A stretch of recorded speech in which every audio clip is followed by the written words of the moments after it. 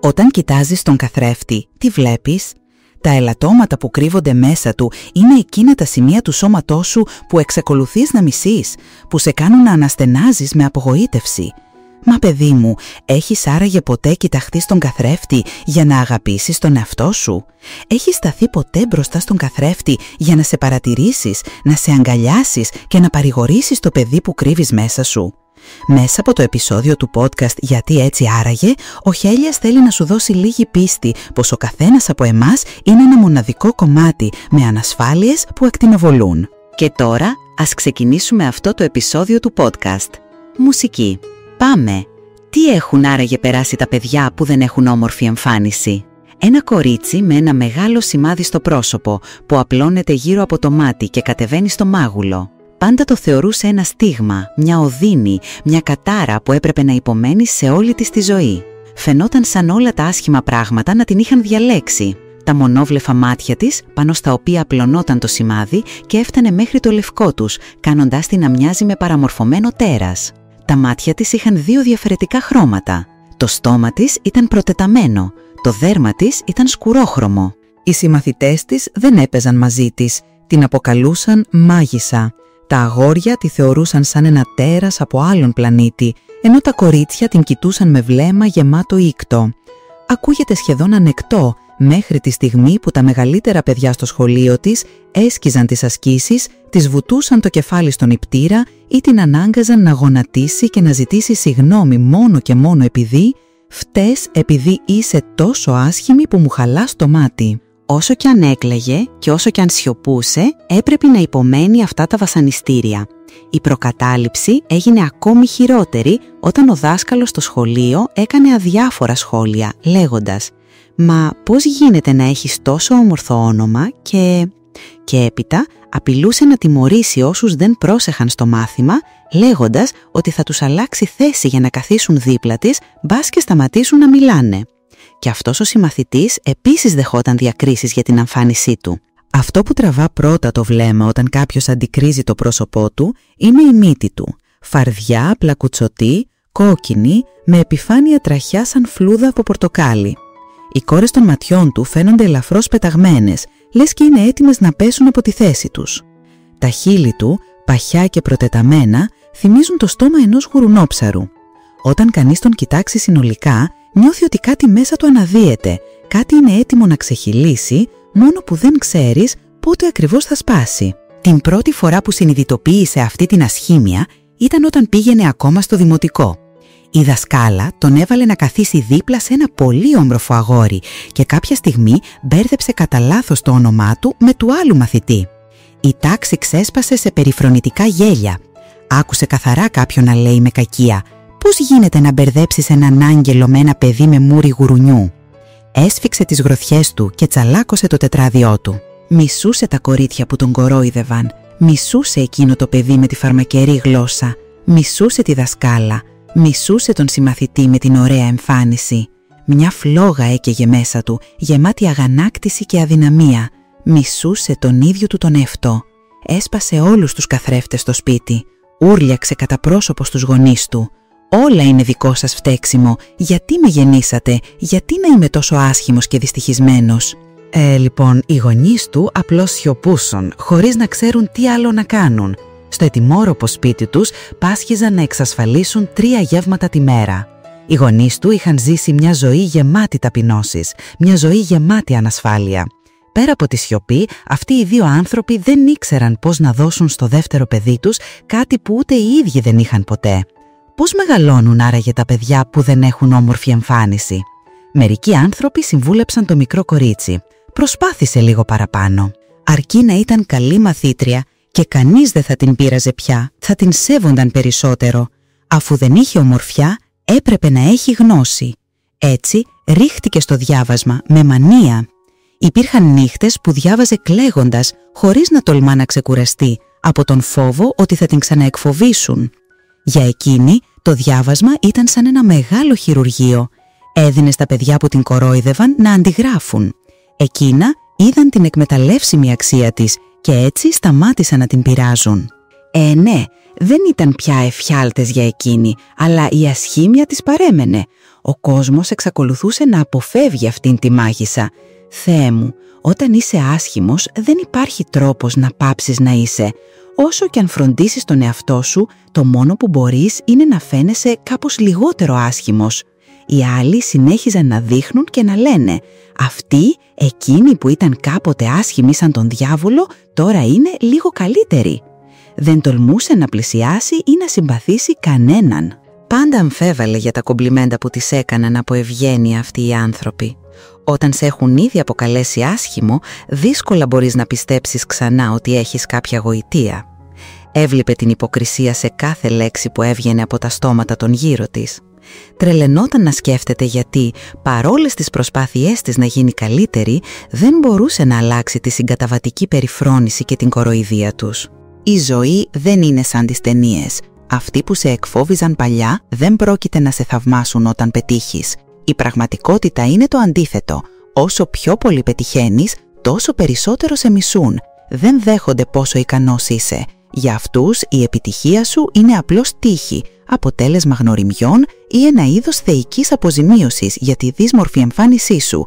Μετά από έναν ξέσπασμα θυμού στους γονείς του, αυτός ο συμμαθητής αποφάσισε να σταματήσει το σχολείο. Πήγε στην πόλη να βρει δουλειά. Η ζωή δεν είναι εύκολη για όσους δεν έχουν όμορφη εμφάνιση. Με τα πολλά, κατάφερε να βρει δουλειά ως φορτοεκφορτωτής. Οι συνάδελφοί του ήταν και αυτοί απλοί εργάτες, άνθρωποι ταλαιπωρημένοι που νοιάζονταν μόνο για το πώς θα εξασφαλίσουν ένα πιάτο φαγητό για τους ίδιους και τις οικογένειές τους. Εκείνος και αυτοί ήταν απλώς άνθρωποι που πάλευαν να επιβιώσουν. Κανείς δεν νοιάζονταν για την εμφάνισή του ή για τα άχαρα χαρακτηριστικά του προσώπου του. Αφήνοντας πίσω τους γονείς του και ξεκινώντας μια νέα σελίδα στη ζωή, βρέθηκε ανάμεσα σε άλλες ζωές που ήξεραν μόνο να σκύβουν το κεφάλι. Δεν είχε γνωρίσει ποτέ το αίσθημα να περπατά με το κεφάλι ψηλά. Οι ώμοι του ήταν πάντα καμπουριασμένοι, το κεφάλι του σκυμμένο, το πρόσωπό του καλυμμένο με σκόνη και λάσπη. Ένιωθε πως η ζωή του δεν άξιζε τίποτα, σαν να ήταν σκουπίδι. Λαχταρούσε αυτό που λέγεται αγάπη. Μα ίσως σε αυτήν την εποχή η αγάπη να μην είναι για τους άσχημους.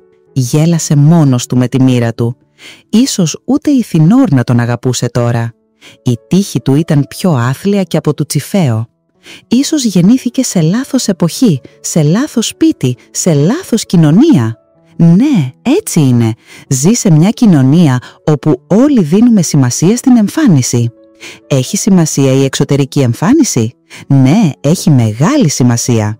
Όσοι δεν έχουν όμορφη όψη συχνά ακούν λόγια παρηγοριάς όπως «καλύτερο το καλό ξύλο παρά το ωραίο βερνίκι» ή διδαχές του τύπου «το ταλέντο λάμπει από μόνο του», όπως λέει και η φράση «το άρωμα διαχέεται φυσικά» ή ένα απλό «έλα, δεν πειράζει». Του είπαν «τουλάχιστον έχεις μια όμορφη ψυχή».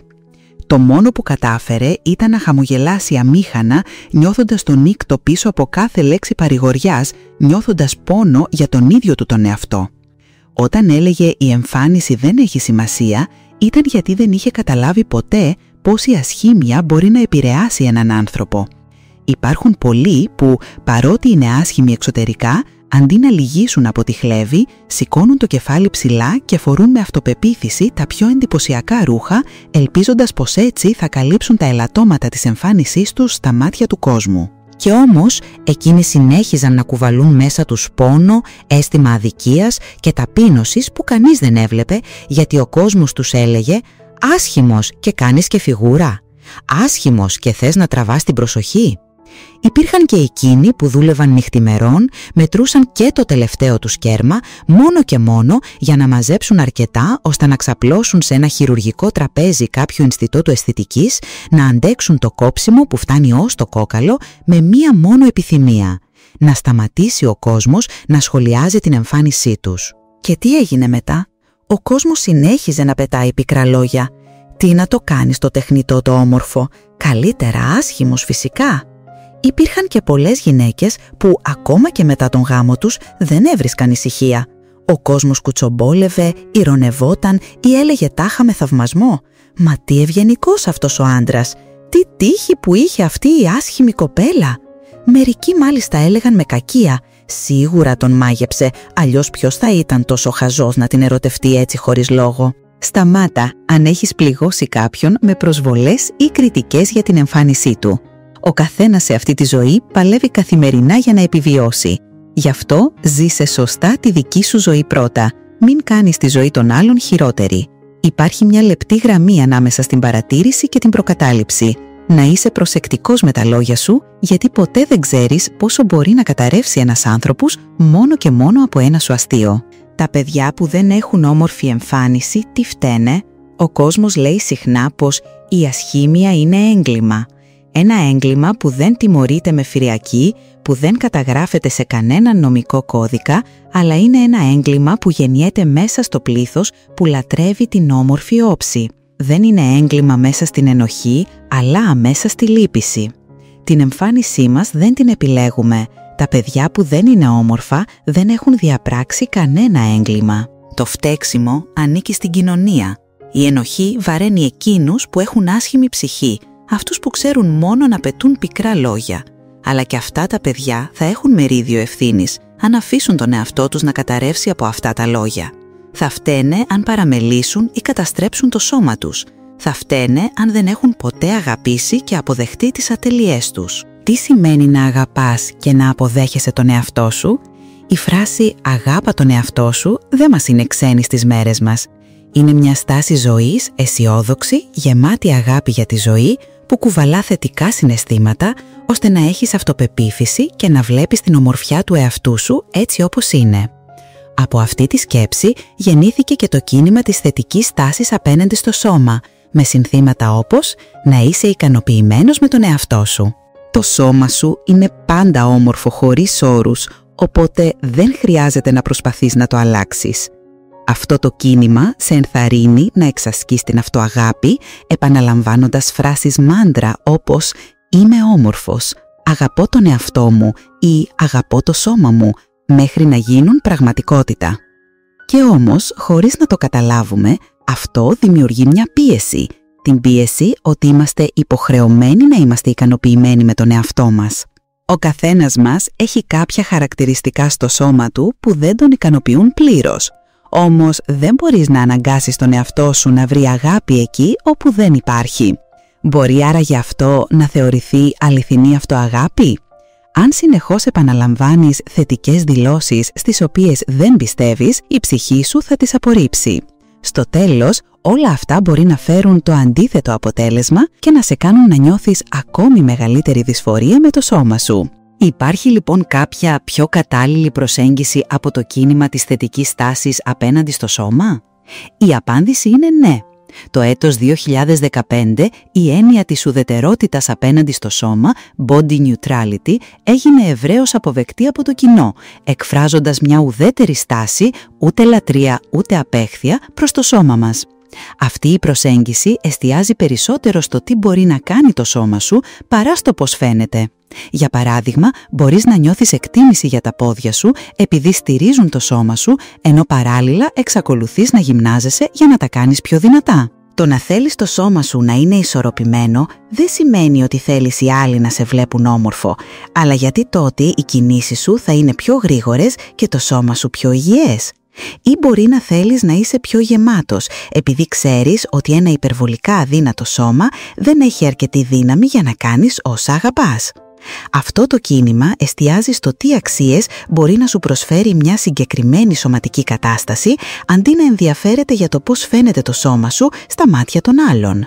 Με άλλα λόγια, μειώνει την αρνητικότητα προς το σώμα όσο το δυνατόν περισσότερο, βοηθώντας μας να μην είμαστε αρνητικοί και να μην προσπαθούμε να αλλάξουμε το σώμα μας με ακραίους τρόπους, αλλά και να μην αφεθούμε εντελώς προωθώντας την κατανόηση του σώματος. Από το «μισώ το σώμα μου» μέχρι το «αγαπώ το σώμα μου» είναι μια διαδικασία γεμάτη πίεση και δάκρυα. Ακόμα δεν αγαπώ τα μικρά μάτια μου, δεν αγαπώ το στραβό στόμα μου ή τα τραχιά χέρια μου. Αντί γι' αυτό, νιώθω συμπόνια για αυτά και ξέρω ποια είναι τα καλύτερα πράγματα που μπορώ να κάνω για να αλλάξω όσα μπορώ. Αυτή η ζωή έχει μόνο μία δικαιοσύνη, ότι η αδικία συμβαίνει σε όλους. Αν είσαι όμορφος, είσαι τυχερός. Αν όχι, δεν είναι δικό σου σφάλμα. Καταλαβαίνω πια ότι δεν είμαι τόσο άσχημος όσο νόμιζα. Απλώς η αγάπη που είχα για τον εαυτό μου τότε δεν ήταν αρκετά μεγάλη.